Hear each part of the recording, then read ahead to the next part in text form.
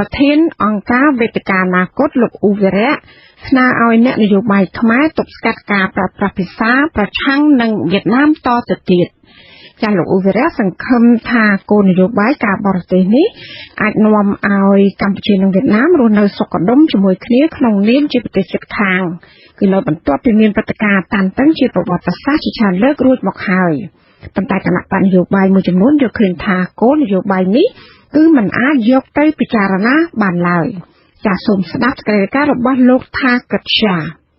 អ្នកតាមដានស្ថានភាពនយោបាយលើកឡើងថាប្រជាជនវៀតណាមបានកើនឡើងវិញនៅក្នុងទីក្រុងភ្នំពេញនិងជុំវិញបឹងទន្លេសាបចាប់តាំងពីអំឡុងពេលនៃការគ្រប់គ្រងរបស់វៀតណាមមកលើប្រទេសកម្ពុជាក្នុងទសវត្សរ៍ទី80ហើយនិន្នាការប្រឆាំងជនជាតិវៀតណាមបានបន្តពុះកម្ដៅនឹងឆាបឆេះចាប់តាំងពីនោះមកជាពិសេសការខ្វែងគំនិតគ្នាលើបញ្ហាព្រំដែននិងអំឡុងពេលការបោះឆ្នោតបទពិសោធន៍តាមតាំងទាំងនេះហើយដែលប្រធានអង្គការវេទិកាអនាគតលោកអ៊ូវីរៈជំរុញឲ្យភាគីទាំងអស់ជាពិសេសគណៈបកប្រជាជនកម្ពុជានិងគណៈបកសង្គ្រោះជាតិបង្កើតគោលនយោបាយការបរទេសរួមដើម្បីអនុវត្តឲ្យបានស្របគ្នា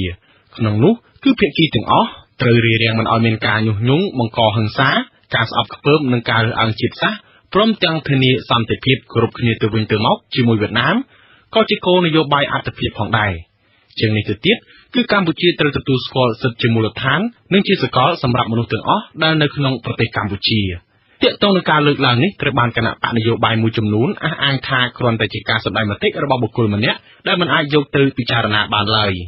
អ្នកនាំពាក្យគណៈបកប្រជាជនកម្ពុជាលោកសុកអេសានមានប្រសាសន៍ថាទំនាក់ទំនងកម្ពុជានិងវៀតណាមគ្មានបញ្ហាល្អកកធំដុំនោះទេប៉ុន្តែលោកទទួលស្គាល់ថាអ្នកនយោបាយមួយចំនួនបានអនុវត្តវប្បធម៌លាបពួរដែលមិនអាចទទួលយកជាការបានឡើយហើយគណៈបកកាន់អំណាចក៏ធ្លាប់អំពាវនាវឲ្យបញ្ឈប់ការប្រឌិតពាក្យចចាមអារាមនិងការផ្សព្វផ្សាយព័ត៌មានមិនពិតថារដ្ឋាភិបាលជាអាយ៉ងរបស់វៀតណាមអានេះយើងរកចំណុចណាមួយដែលថារដ្ឋាភិបាលអាយ៉ងយួនធ្វើការដើម្បីផលប្រយោជន៍យួនបើធ្វើការដើម្បីផលប្រយោជន៍យួនពុតបញ្ហាព្រំដែនមិនមែនជាពេលរហូតមកដល់ពេលនេះទេគឺមានការតស៊ូជាមួយគ្នាខ្លាំងខ្លាណាស់អាហ្នឹងហើយវាឆ្លុះបញ្ចាំងថា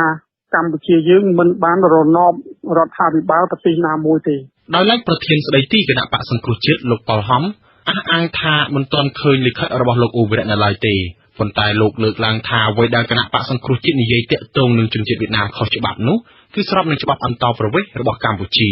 ម្យ៉ាងវិញទៀតគណៈបកសង្គ្រោះជាតិមានគោលនយោបាយទំនាក់ទំនងជាអន្តរជាតិរួចទៅហើយដែលមានករណីយកិច្ចការពារផលប្រយោជន៍ប្រជាជាតិនិងប្រជាជនរបស់ខ្លួនទំនាក់ទំនងជាលក្ខណៈអន្តរជាតិជាមួយនឹងប្រទេសដែលពីគឺរួមទាំងប្រទេសជិតខាងរបស់យើងផងគឺយើងក៏ត្រូវតែធ្វើយ៉ាងណាឲ្យមានទំនាក់ទំនងល្អចេះគោរពគ្នាពីវិញទៅមកកុំឲ្យប្រទេសណាមួយចង់ទាញចំណេញទៅលើប្រទេសមួយទៀតលិខិតចំហមួយដែលមានកម្រាស់16ទំព័រដែលលោកអ៊ូវីរៈផ្ញើទៅកាន់លោកនាយករដ្ឋមន្ត្រីហ៊ុនសែននិងមេដឹកនាំគណៈបកប្រឆាំងគឺលោកសំរងស៊ីក្នុងឱកាសទិវាបុណ្យឯករាជ្យជាតិព្រឹកថ្ងៃទី9វិច្ឆិកាបានបរិយាយថាកម្ពុជានិងវៀតណាមបានធ្វើប្រទេសស្ថានភាពតានតឹងជាមួយគ្នាជាញឹកញយក្នុងខែមករាឆ្នាំ2014បន្ទាប់ពីចំនួនបោះឆ្នោតឆ្នាំ2013អ្នករាយការណ៍ពិសេសរបស់អង្គការសហប្រជាជាតិស្ដីពីស្ថានភាពសិទ្ធិមនុស្សក្នុងប្រទេសកម្ពុជាលោកសូរិយាសូបេឌីបានចេញសេចក្តីថ្លែងការណ៍បង្ហាញពីសញ្ញាអាសន្នអំពីការប្រើប្រាស់ភាសាប្រឆាំងជនជាតិវៀតណាមមិនយូរប៉ុន្មានក្នុងខែកុម្ភៈឆ្នាំ2014អ្នកប្រឆាំងបានវាយបំផ្លិចបំផ្លាញអាជីវកម្មដែលមានម្ចាស់ជាជនជាតិវៀតណាមក្នុងក្រុងភ្នំពេញនិងមានការដុតទង់ជាតិវៀតណាមនៅក្រៅស្ថានទូតវៀតណាមទៀតផងធ្ងន់ធ្ងរជាងនេះគឺជនជាតិវៀតណាមម្នាក់ត្រូវបានគេវាយសម្លាប់ដែរបន្ទាប់មកក្នុងខែមិថុនាឆ្នាំ2015នេះសកម្មជននយោបាយកម្ពុជាបានប៉ះទង្គិចគ្នាជាមួយអ្នកភូមិនិងទាហានវៀតណាមនៅក្បែរព្រំដែនហើយបានបញ្ឆេះភាពតានតឹងរវាងប្រទេសទាំងពីរជាថ្មីទៀតម្ល៉េះហើយប្រធានវេទិកាអនាគតលោកអ៊ូវីរៈយល់ថាការបង្កើតគោលនយោបាយការបរទេសស្របគ្នារបស់គណៈបកនយោបាយទាំងអស់នៅកម្ពុជាគឺជាទិសដៅដ៏សំខាន់ក្នុងការអភិវឌ្ឍសេដ្ឋកិច្ចជាតិនិងធ្វើឲ្យកម្ពុជាមានស្ថិរភាពនយោបាយខ្ញុំថាកិត្យាវត្ថុអាស៊ីសេរីភ្នំពេញ